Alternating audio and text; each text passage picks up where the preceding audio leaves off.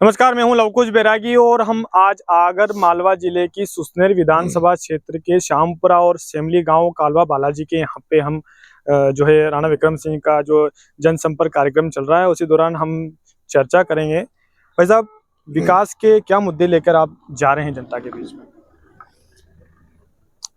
देखिए, विगत चुनाव में 2018 विधानसभा में सुसनेर विधानसभा की जनता ने मुझे आशीर्वाद दिया था और मैंने चुनाव में जो वादे किए थे मैंने पूरा प्रयास किया उन पर खरा उतरूं और निश्चित रूप से माननीय मुख्यमंत्री शिवराज सिंह जी के आशीर्वाद से विगत 3.5 साल में विकास की गंगा बही सुसनेर में।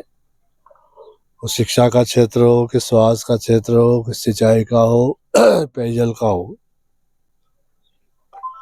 अभी आज मेरा मैना में भ्रमण था।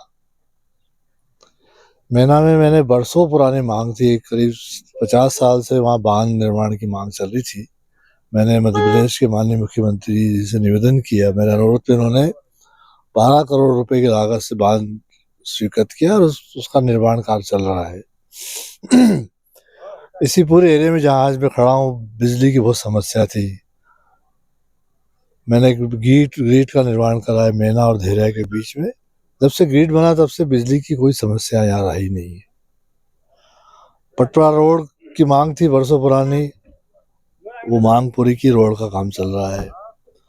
मैंने सुसनेर और नलखेड़ा दोनों तहसीलों में सिविल अस्पताल की मांग थी, सिविल अस्पताल की मांग पूरी। दोनों जगह सुसनेर में 8 करोड़ की लागत से और नलखेड़ा में 10 करोड़ की लागत से सिविल अस्पताल का निर्माण हो रहा है। सुसनेर नलखेड़ा दोनों जगह सीएम राज स्कूल करीब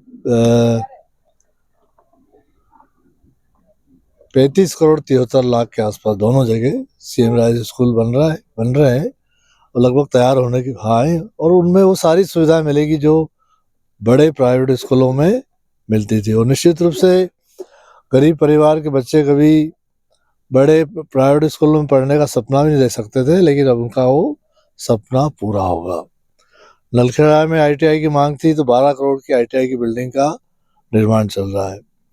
मैं गत विधानसभा जब मैं जाता था तो हमारी माता बहनें एक बात कहती थी कि आप कुछ काम मत कराओ, हमारे यहाँ पानी की व्यवस्था करा दो।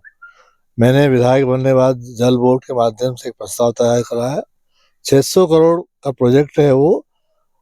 1 महीने के 2 महीने के अंदर पूरी विधानसभा में पाइपलाइन के माध्यम से हर गांव में पानी पहुंचेगा। सिंचाई के लिए भी 12 करोड़ का एक प्रोजेक्ट है कुंडालय से नहर के माध्यम से हर गांव में। उसमें कुछ निश्चित रूप से कहूँगा कुछ गांव छूट गए हैं और हम प्रयास करेंगे आने वाले वर्ष में वो गांव भी कुंडालय की नहर से जुड़ जाएं। तो विकास का पूरा प्रयास किया है और निश्चित रूप से चुनाव में उसका लाभ मुझे मिल रहा है। कैसा जन समर्थन मिल रहा है अभी आप जा रहे हैं? अब आपको वीडियो भेज देंगे। अभी जैसे आज मेना गांव की एक घटना हुई जिसमें आमने सामने दोनों पार्टियों के कार्यकर्ता आपस में हुए, एक्चुअल विवाद क्या है वो? देखिए, वो तो एक तरह से राजनीतिक षड्यंत्र था।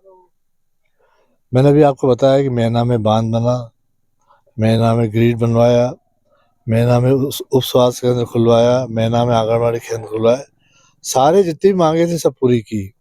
एक छोटी सी बात को लेके अभी कुछ महीने पहले आए थे, हमें मंदिर में पैसा चाहिए। मैंने कहा था अभी निधि में पैसा नहीं है, निधि में पैसा आएगा तो हम आपके मंदिर में पैसा दे देंगे, वो भी स्वेच्छानुदान से। विधायक निधि से दे नहीं सकते हम, लेकिन स्वेच्छानुदान की राशि फिर आई नहीं तो और आचार संहिता लागू होगी। तो मैंने बीच में भी कहा था कि चुनाव के बाद मैं ये आपकी मांग पूरी कर दूंगा, लेकिन एक कांग्रेस पार्टी के लोगों ने षड्यंत्र रचा और इस तरह से प्रचार किया। मेरा बहुत विरोध हुआ है, मुझे विरोध का सामना करना पड़ रहा है।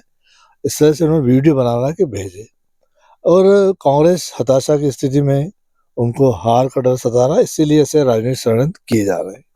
यानी कि चुनौती कहीं ना कहीं चुनौती नहीं देखी जा रही, चुनौती है या नहीं है? देखिए, मैं एक बात बता रहा हूँ।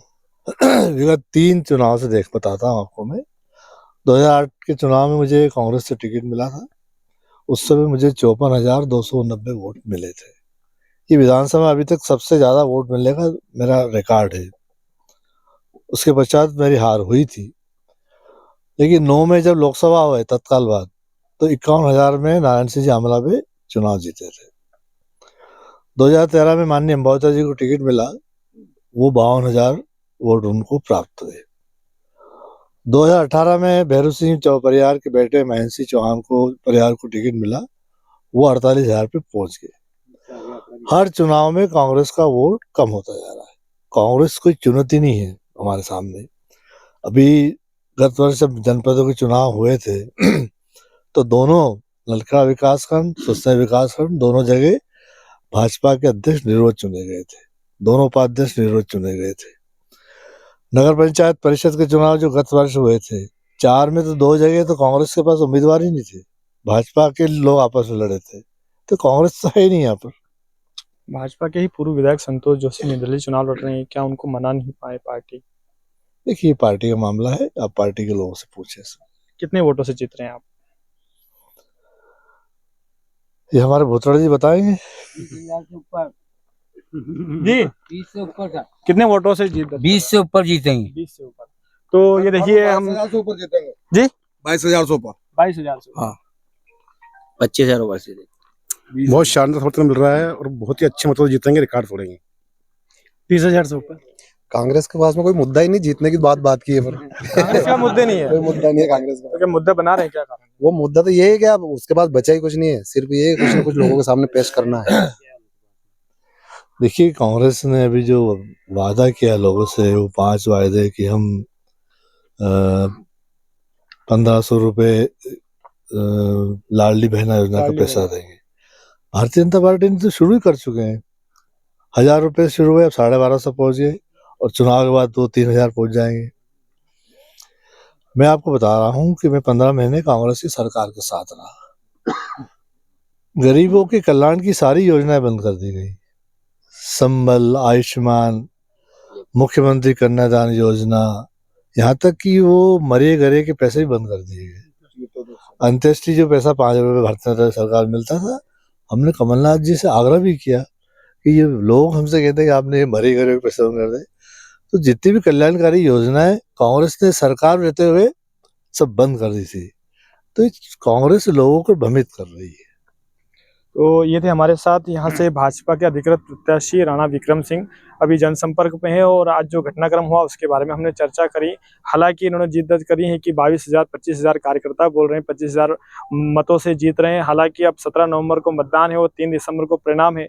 परिणाम के बाद ही पता चलेगा कितने मतों से जीत रहे हैं या कुछ और समीकरण है। हमारे साथ लगातार बने रहिए। हमारी चुनावी यात्रा गांव-गांव तक जा रही है। ग्रामीणों से भी हम जनसंपर्क के माध्यम से जो प्रत्याशी हैं जा रहे हैं उनसे भी चर्चा कर रहे हैं और हम खुद भी चर्चा कर रहे हैं। तो लगातार हमारे साथ बने रहिए। आगर मालवा से लवकुश बैरागी की रिपोर्ट।